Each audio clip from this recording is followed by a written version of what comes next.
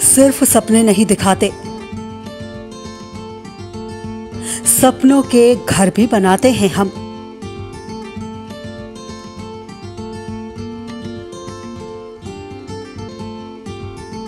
इरादे हो उड़ने के तो हौसलों को पंख लगाते हैं हम।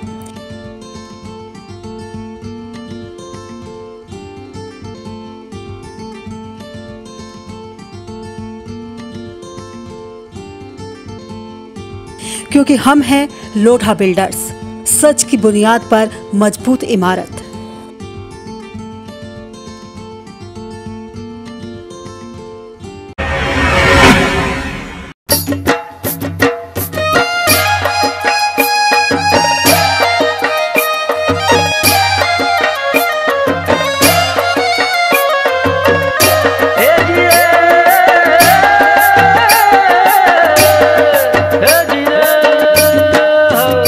Live 24 की तरफ से आप सभी देशवासियों को शारदीय नवरात्रि की ढेर सारी शुभकामनाएं।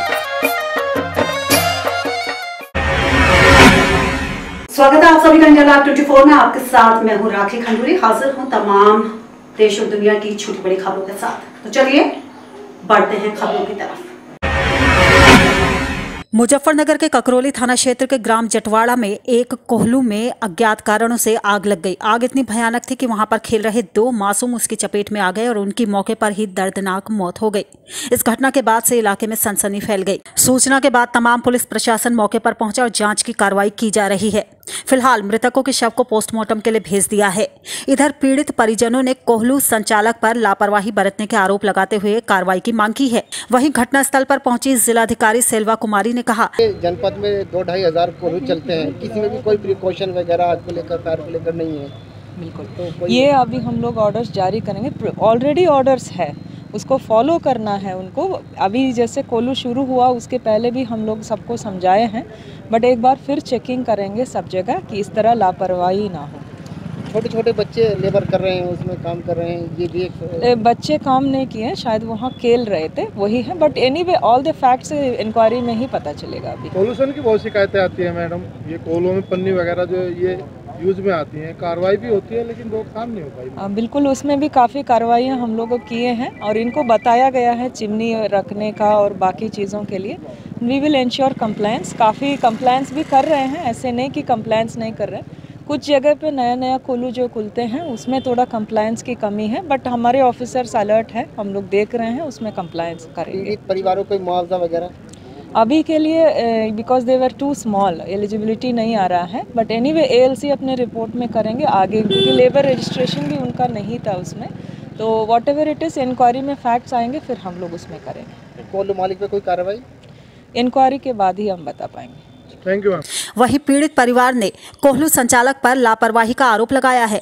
उनका कहना है कि उनके बच्चे साहिल और साहिबा आग में घिर चुके थे, लेकिन कोहलू संचालक जावेद कोहलू के बराबर में अपने गन्ने की फसल को आग की लपटों से बचाने में जुटा रहा। उसने उनके बच्चों को नहीं बचाया।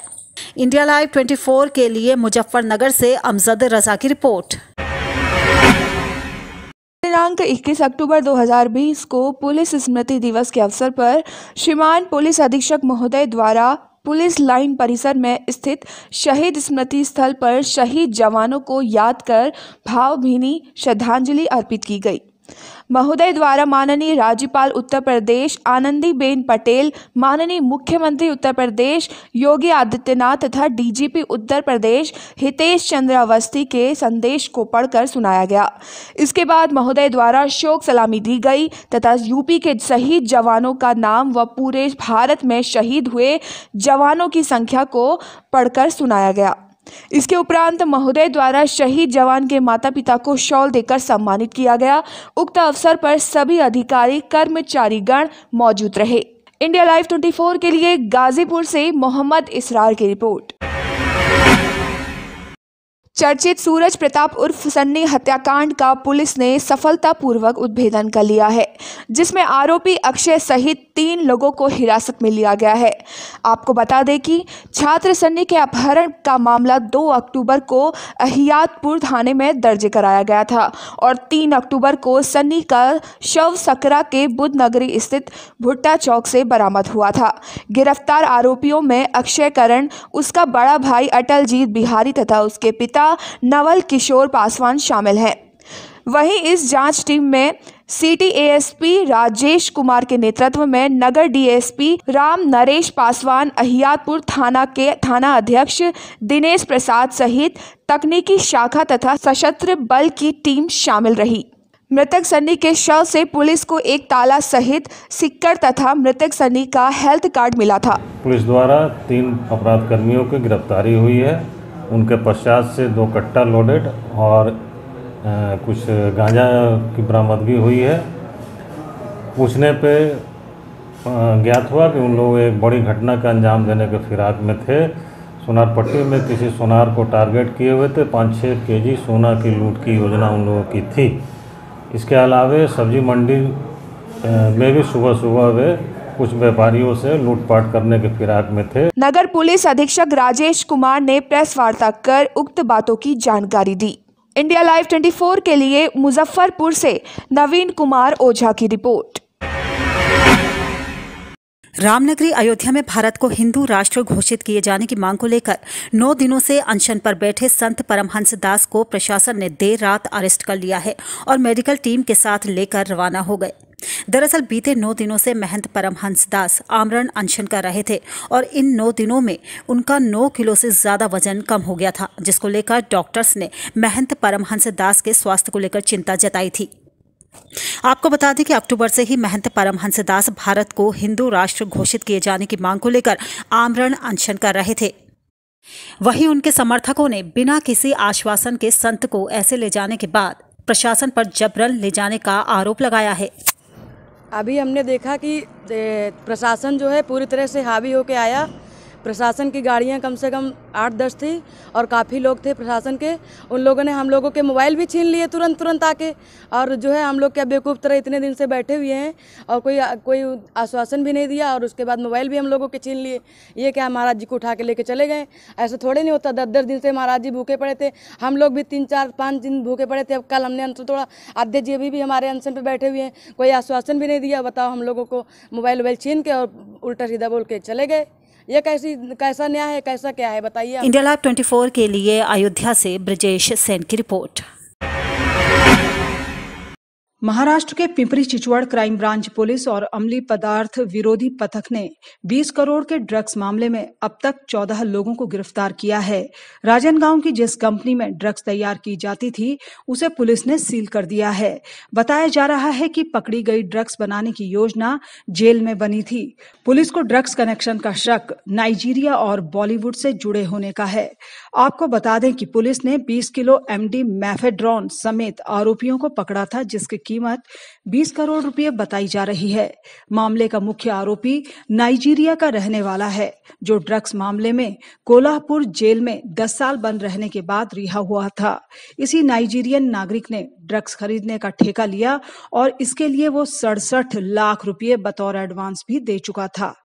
ये पूरा मामला जिसके बारे में हम लोगों ने 7 अक्टूबर 2020 को अपराध दर्ज किया था, एनडीपीएस एक्ट के सेक्शन 8A 21, 22 और 29, 21, 22, 29 के अंतर्गत इसमें पहले हमने गुप्त सूचना के आधार पर एक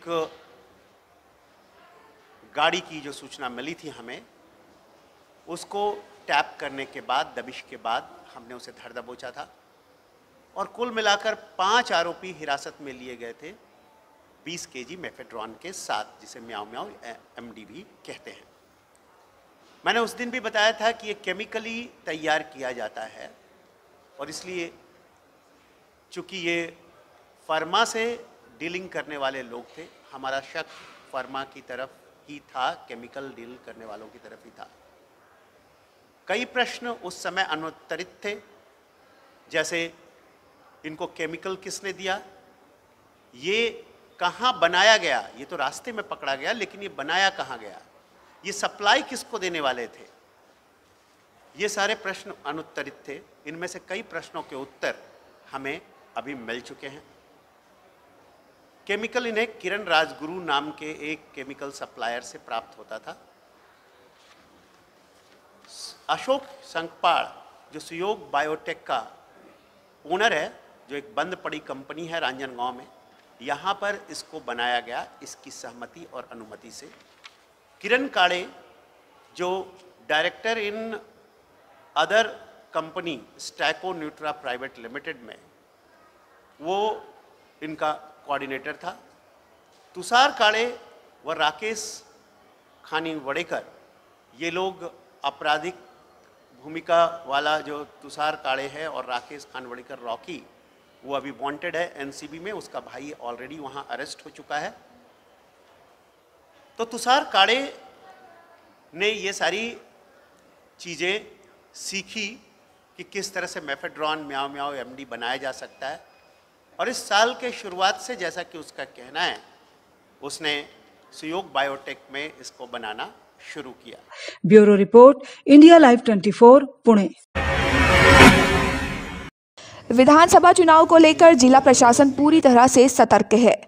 इस कड़ी में उत्पाद विभाग को गुप्त सूचना मिली कि बंगाल से टेम्पो में छुपाकर शराब लाई जा रही है। इसी सूचना पर नगर थाना क्षेत्र के शाहिद चौक ओवरब्रिज पर शराब से भरी एक टेम्पो को पकड़ लिया गया, जिसके पास से बड़ी मात्रा में एक नए तरीके से शराब की बोतलों को सेट किया गया था।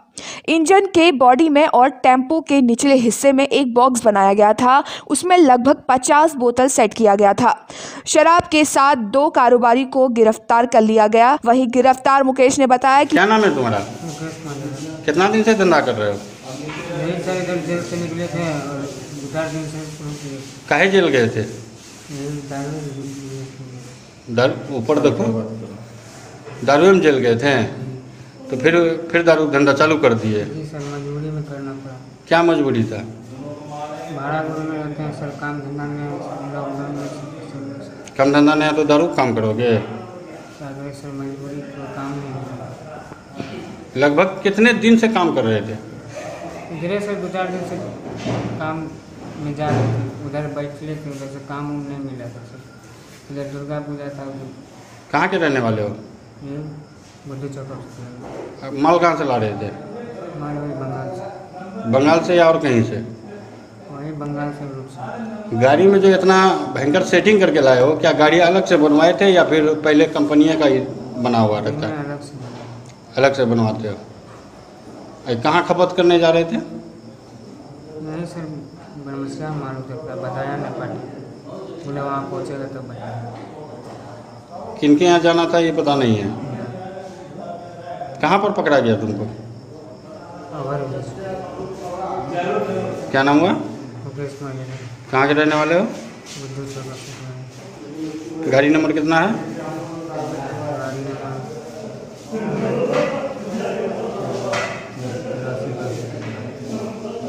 राशि 10 है, कोई पता नहीं, नंबर 3310 है। 3310। किनका गाड़ी है? गाड़ी से चलान पे लिया था, किसी और का गाड़ी था। बताया कि वो कुछ दिन पहले ही जेल से बाहर आया था। लॉकडाउन की वजह से काम धंधा ठप है, जिस कारण ये धंधा अपनाना पड़ा और वो शराब लेकर बरमसिया जा रहा था। वहीं उत्पाद निरीक्षक देवव्रत कुमार ने बताया कि कैसे पकड़ा है ये दारू? हमें गुप्त सूचना मिली थी कि लावा कटिहार रूट से जो है 3310 नंबर का एक ऑटो कटिहार में ये इंटर करने वाला है, और हम लोगों ने हमारी टीम के साथ जो है रेलवे ओवरब्रिज के पास उसको जांच किया और पकड़ा, जिसमें जो है 750 ml का RS 48 बोतल और 180 ml का टेट्रा पैक 48 पैकेट, और टोटल शराब जो बरामदगी हुई है 44.640 लीटर कि पूरी बरामदगी इसमें हुई है। क्या लगता है इतना भारी अरेस्टिंग हुई है? इतना भारी मात्रा में जब पकड़ाया कहीं इलेक्शन को लेकर के, तो ये खपत करने की बात तो नहीं?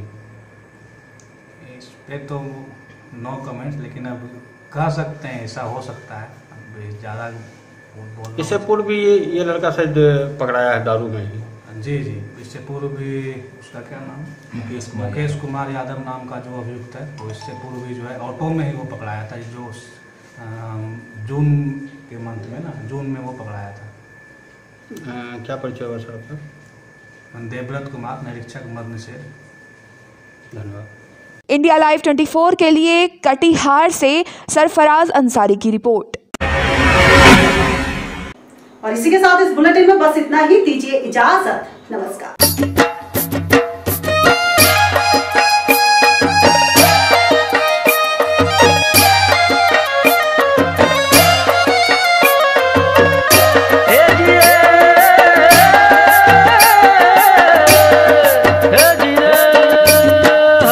इंडिया लाइव 24 की तरफ से आप सभी देशवासियों को शारदीय नवरात्रि की ढेर सारी शुभकामनाएं।